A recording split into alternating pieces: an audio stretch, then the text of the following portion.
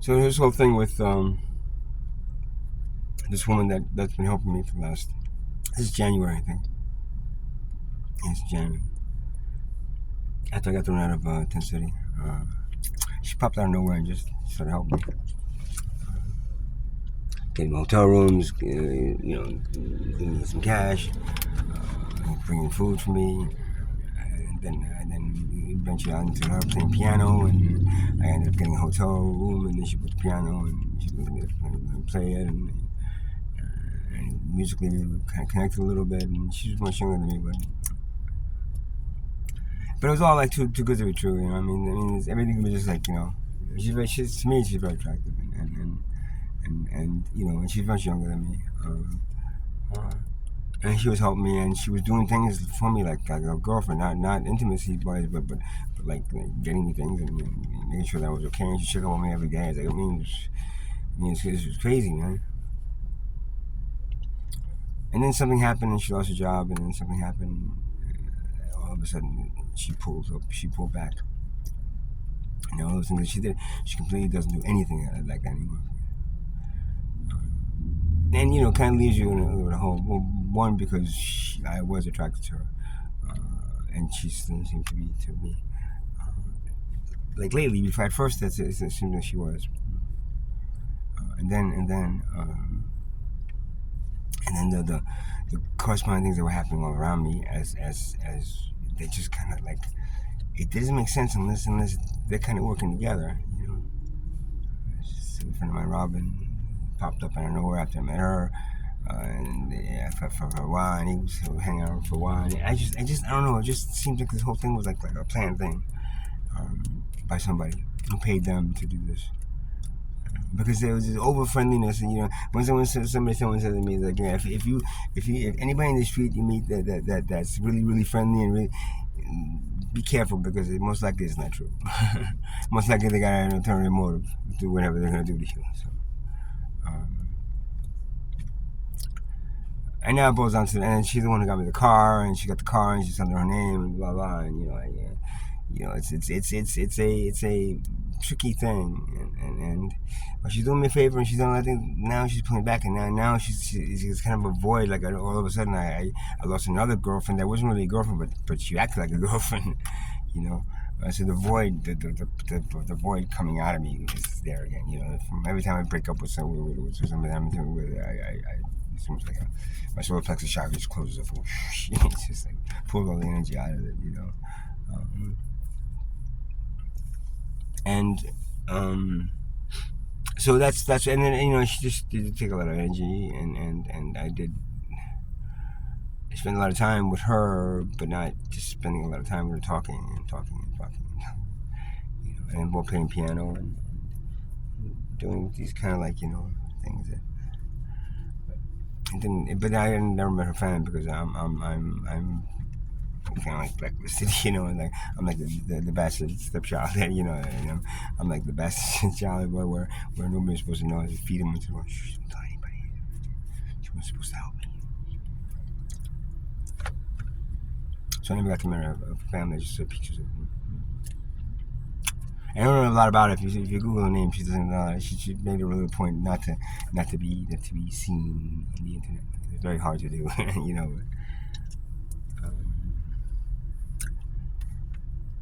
And so, and now it's gotten to the point where it's I don't know. I drove with this car, the car I'm having, this car, and I'm not paying her for it. That's another video. Just basically the whole getting this car was pretty much a big rip off from the dealership that the guys got. We paid maybe $5,000-$6,000 more than it's worth.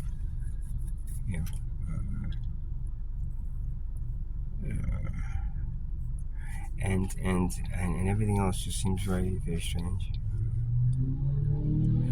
She's like, she thought I had maybe some money fucking, tied up somewhere, or like a big com or some shit like that.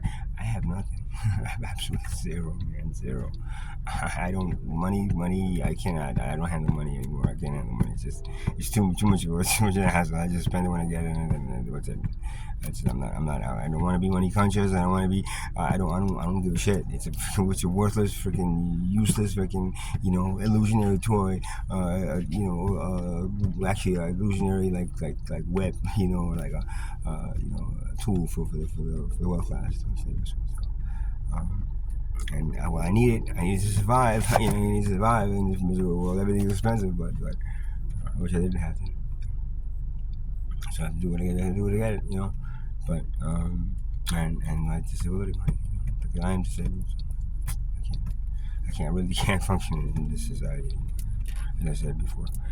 But back to the situation with her, it's very just strange, women she's talking about getting an apartment, it's another state with me, sharing an apartment, and then the next minute she's like, oh no, you should go get a place here, or get a camper, go by yourself somewhere, and then it's like, well, you got the car now, so you can, but it's not my car, so you gotta pay. Any point she can pull the car away and pull, or any point she can report it stolen. And what do you mean? No, I swear, we had a deal together. I can't those texts. My texts got my phone was stolen. All my texts were with her, but I swear you can.